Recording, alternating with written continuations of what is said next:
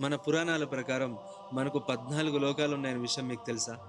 అందులో 7 లోకాలలో దేవతలు, మరొక 7 లోకాలలో రాక్షసులు నివసిస్తుంటారు. నేను మీకు ఈ వీడియోలో ఈ 14 లోకాలున్న పేర్లు, అందులో ఎవరెవరు నివసిస్తుంటారో చెప్పబోతున్నా. ప్లీజ్ దయచేసి స్కిప్ చేయకుండా చూడండి. వీడియో చాలా ఇంట్రెస్టింగ్‌గా ఉంటది.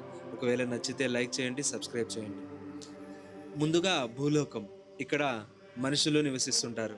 రెండవది భూవర్లోకం. భూమికి మరియు సూర్యుడికి మధ్య ఉండే ప్రదేశంని అంతరిక్షంగా కొలుస్తారు.